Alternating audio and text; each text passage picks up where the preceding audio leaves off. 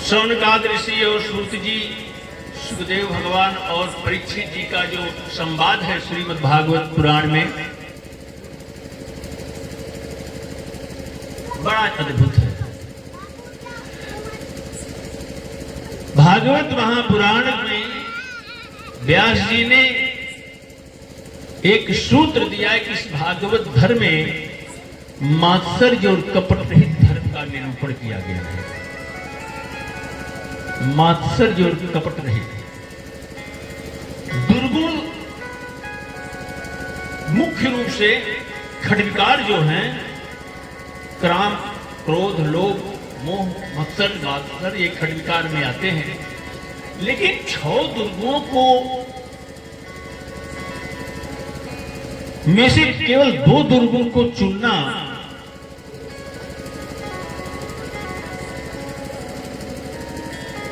व्यासी का कोई परम उद्देश्य है।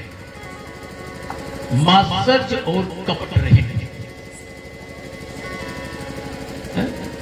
मात्सर्य एक बहुत बड़ा दुर्गुण है, और कपट, मात्सर्य उसे कहते हैं, मत्सर है, मात्सर है जैसे 2 व्यक्ति एक साथ चल रहे हों और एक आगे निकल जाए तो एक पिछड़ जाए, तो पिछड़ने वाला व्यक्ति के मन में एक भाव उत्पन्न होता है।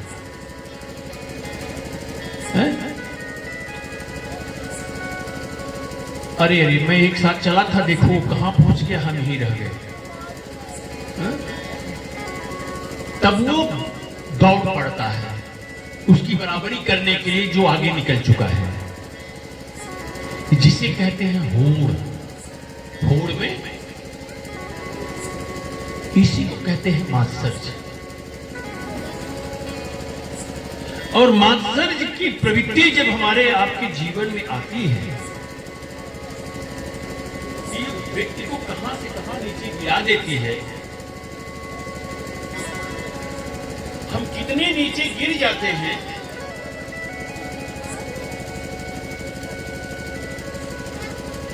इसका दृष्टांत देते हुए बड़ी सुंदर सी कथा आती है।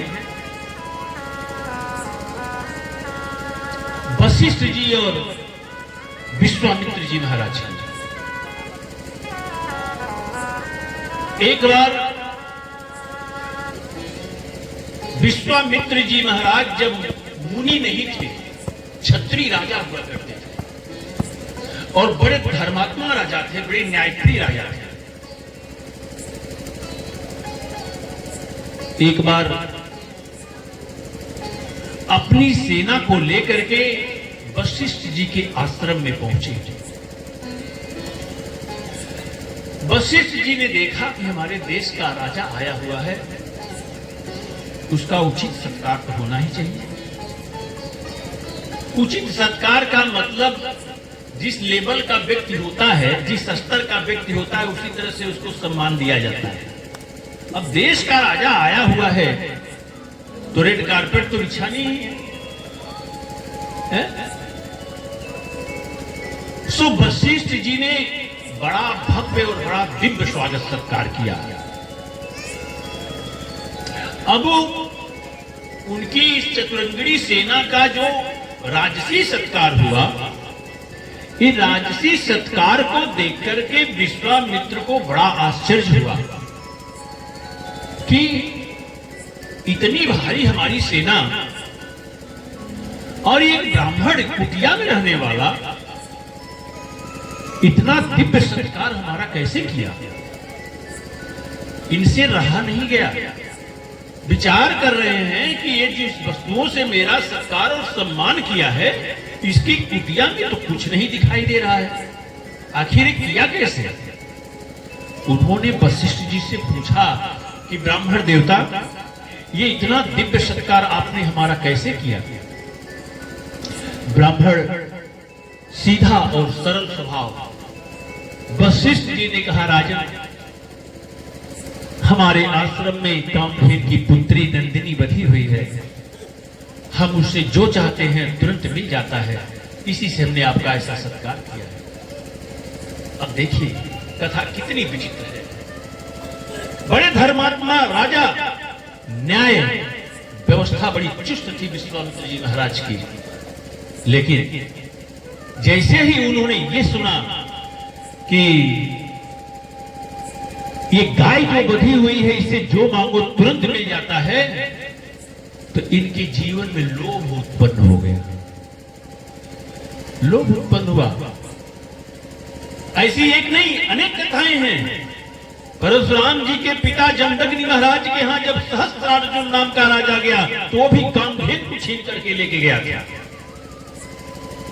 सहस्त्रार्जुन का मतलब है जिसकी 1000 भुजा। 1000 भुजा का मतलब है एक 500 हाथ यार, 500 हाथ यार ना, 1000 भुजा का मतलब है 1000 पुरुषार्थ करके अपनी क्षमता पर भरोसा से अर्जित करने वाला, क्षमता रखने वाला क्षत्रिय राजा।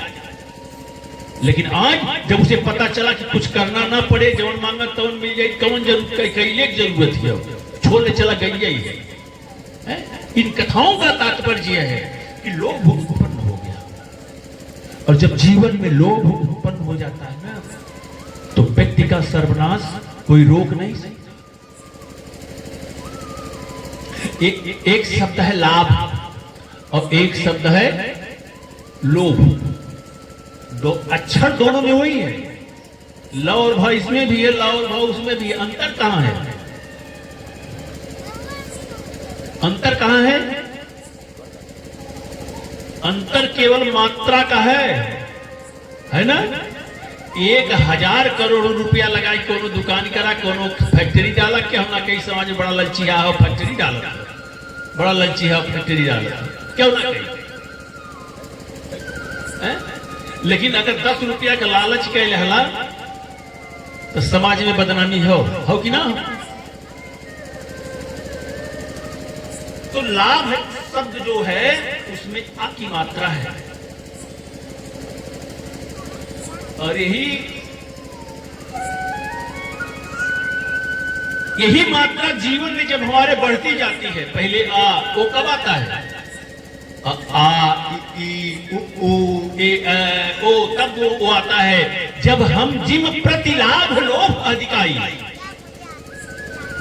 एक लाभ हो गया, भगवान ने एक सफलता दी, तब तक दूसरा लाभ है, तीसरे लाभ के पीछे, चौथे लाभ के पीछे, पांचवें लाभ के। जीवन में जब ये लाभ की मात्रा हम लगाते जाएंगे एक पर एक पे, यही लाभ लोभ में बदल जाता है और हमारे जीवन का सर्वनाश हो जाता है।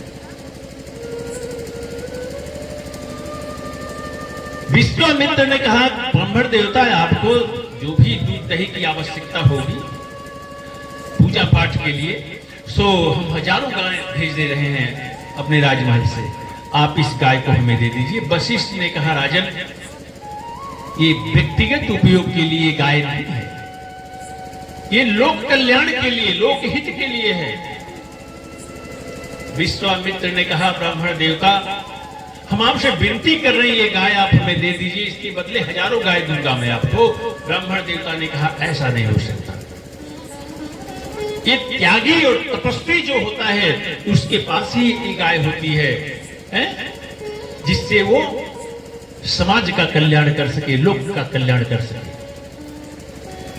विश्वामित्र ने कहा, ब्राह्मण देवता, ये गाय अगर नहीं दोगे तो हम छीन लेंगे, और आदेश दिया, गाय को बधी थी कामधेनु की पुत्री का, खोल लो गाय को और लेके चलो। सैनिक दौड़ पड़े, महामुनि वशिष्ठ ने सबको मंत्र से भस्म कर दिया। अब विश्वामित्र और वशिष्ठ में युद्ध शुरू हो गया। बड़ा घनघोर युद्ध हुआ, बड़ा घनघोर युद्ध हुआ, हजारों वर्ष तक युद्ध हुआ वशिष्ठ और विश्वामित्र का। यही नहीं, दोनों कबूतर बन गए, वशिष्ठ भी कबूतर बन गए और विश्वामित्र भी कबूतर बन गए। पक्षी बनकर के कई हजार वर्ष तक युद्ध करते रहे, लेकिन वशिष्ठ को परास्त नहीं कर पाए।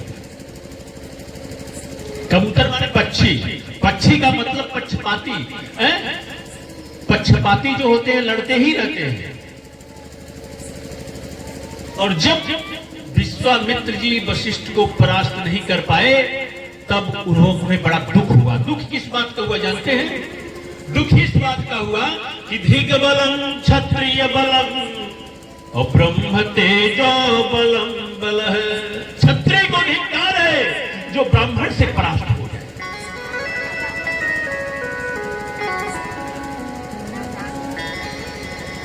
ब्राह्मण में इतनी शक्ति होती है, मुझे आज पता चला। वहीं पर उन्होंने निर्णय लिया कि जब ब्राह्मण में इतनी शक्ति होती है कि क्षत्रिय रहेगी कौन फायदा है, ब्राह्मण बना। बड़ी घनघोर उनकी संकल्प शक्ति देखिए महामुनि विश्वामित्र की। जब राजा थे तब कितना बड़ा संकल्प उन्होंने लिया कि मैं ब्राह्मण बनकर के दिखाऊंगा, और बड़ी घनघोर तपस्या की। ब्रह्मा प्रसन्न हुए। ब्रह्मा ने आकर के कहा विश्वामित्र मांगो क्या चाहिए। उन्होंने कहा पितामह मुझे ब्राह्मणत्व प्रदान करें, मैं ब्राह्मण बनना चाहता हूं। पितामह ब्रह्मा ने कहा कि ब्राह्मण तो तुम इस आगे तुम्हारी सीढ़ी है, इसके बाद तुम ब्राह्मण में ही कुल में ही पैदा होगे। विश्वामित्र ने कहा नहीं, मुझे अगली बार ब्राह्मण नहीं बनना है, मुझे इसी समय ब्राह्मण बनना है, इसी समय ब्राह्मणत्व प्रदान करिए। पितामह ब्रह्मा ने कहा तो ठीक है, तो हम तो ब्राह्मण बना देंगे आपको, लेकिन वो फैलिया पे दस्तखतिया वह वशिष्ठ करी है, तब प्रूफ मानल जाए। देखिए ब्रह्मा ने आशीर्वाद दे दिया, ब्राह्मण बन गए, और ब्राह्मण बन जाने के बाद होड़ की प्रवृत्ति, एक दूसरे को नीचा दिखाने की प्रवृत्ति कितनी गंदी होती है और कहां तक होती है, कितनी कुत्सित भावनाएं होती है। कभी कभी व्यक्ति उसके उपलक्ष्य में अच्छा भी कार्य करने लगता है। ब्रह्मा ने आशीर्वाद दे दिया, जाओ तुम ब्राह्मण हो गए, लेकिन अब बेचारे की परेशानी इतनी कि अभी दस्तखतिया तीन कैले हैं, वही स्वीकार कैले तब ना। तो कभी कभी बड़े अनमने रहते थे विश्वामित्र जी महाराज।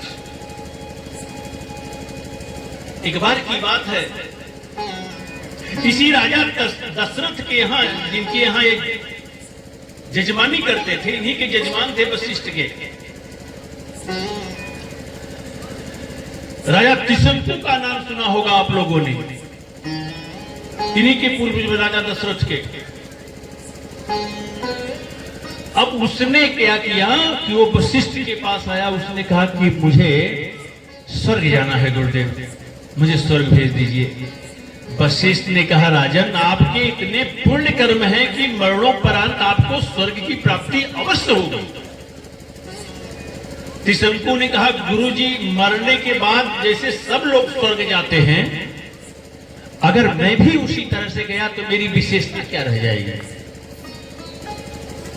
इसलिए मैं इस शरीर पर जाना चाहता हूं। वशिष्ठ ने कहा कि यह कार्य मैं नहीं कर पाऊंगा। क्यों? ये विधि का जो विधान है उसे मैं नहीं पलट सकता।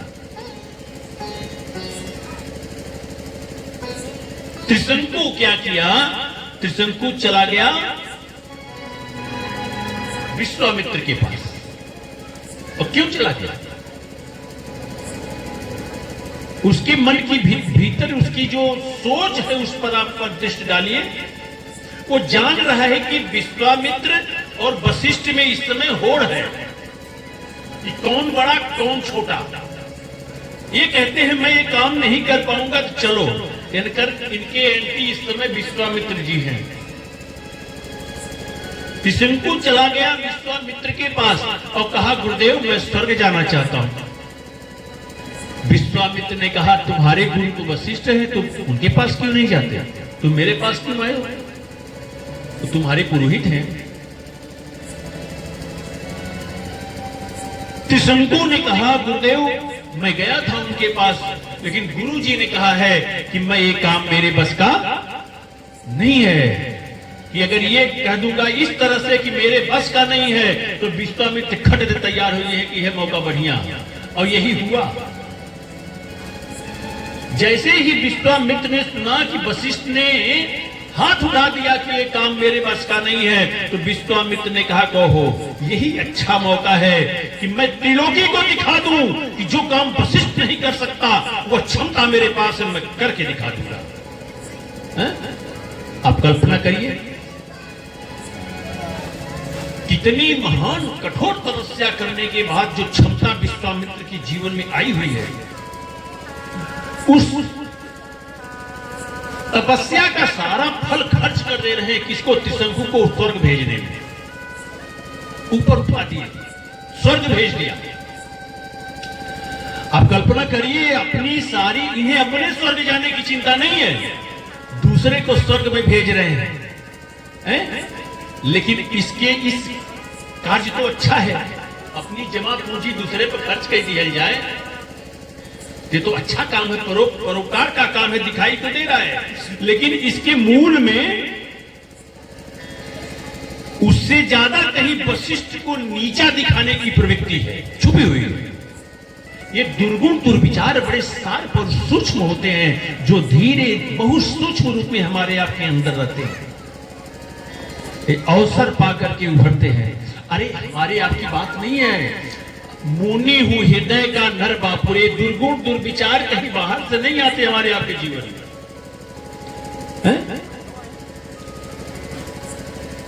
कहीं बाहर से नहीं आते। सब दुर्गुण दुर्विचार सद्गुण सद्वृत्ति सब हमारे अंदर, इसके अंदर भरी हुई है। जैसे धान रोपाई करे कि हो बढ़िया ले वो लगा जा खेतवा में, एको खरपतवार ना रहा, और जैसे धनवा रो भी जाला ऊपर से बरसतवा होले और तुरंत ही इतना खरपतवार जमाला कि वही धनवे की नहीं एक पौधा में पहचानी न पैबा की धान हो कि खरपतवार। उसी तरह से हमारे जीवन के जो दुर्गुण होते हैं, हम जान नहीं पाते हैं कि हमारा सद्गुण है कि हमारा दुर्गुण है। बड़ी बारीकी से इसीलिए आत्मचिंतन की आवश्यकता होती है। त्रिशंकु चला गया स्वर्ग, देवताओं ने देखा मृत्युलोक की शरीर लेकर के आ रहा, उन्हीं से ठेल दिया, उन्हीं से ठेल दिया। अब वो गिरा वहां से, मुंह नीचे पैर ऊपर, चिल्लाया गुरुदेव मुझे देवता प्रवेश नहीं लेने दे रहे हैं। विश्वामित्र ने देखा, कहा देवताओं की इतनी हिम्मत, तुम चिंता ना करो, मैं तुम्हारे लिए नए स्वर्ग का निर्माण कर रहा हूं और उस स्वर्ग का इंद्र तुम्हें बना दूंगा।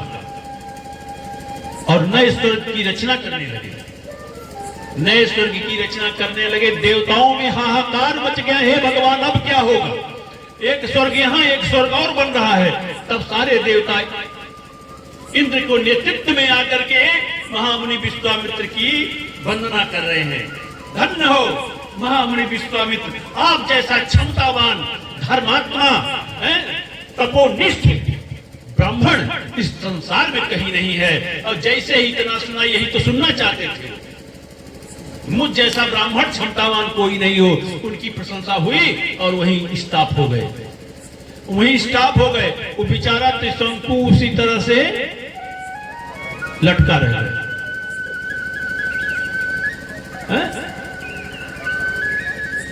इसकी कमी क्या थी?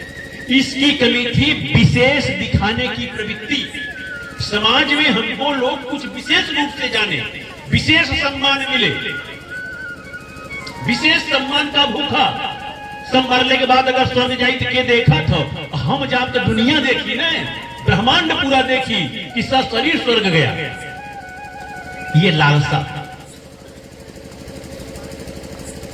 उल्टा लटका रहा, मुंह नीचे था, इससे उसके मुंह से इतनी लार निकली कि एक नदी बह गई। जाने लोगों का नाम क्या हो नहीं, ये मुगल सराय के अगवा जाबा बिहार बडरवा पे नदी है कर्मनासा, वो अमन भुलाए कि क्यों ना नहा। उसमें मान्यता यह है कि अगर कोई भूल से पैर भी डाल दे तो वो सारा पुण्य खा जाती है। आप कल्पना करो, गंगा में नहाइए, जमुना में नहाइए तो सारा पाप खा जाती है, पुण्य प्राप्त होता है। और कर्मनाशा में भूल करके भी कोई नहीं नहाता कि काहे तो सारा पुण्य जीवन में जो अर्जित है वही नष्ट हो जाता है। इसका तात्पर्य क्या है? लार कितनी लार गिरी होगी कि नदी बह गई। लार टपकने का मतलब लालसा। कहने का तात्पर्य यह है कि उस नदिया में नहले ना कुछ होई। उसका तात्पर्य यह है कि लालसा से प्रेरित होकर के, लोभ से प्रेरित होकर के हम जीवन में जो कुछ भी करेंगे, ये कर्मनाशा की नदी जो है, उसी में सारा हमारा पुण्य जो है नष्ट हो जाएगा।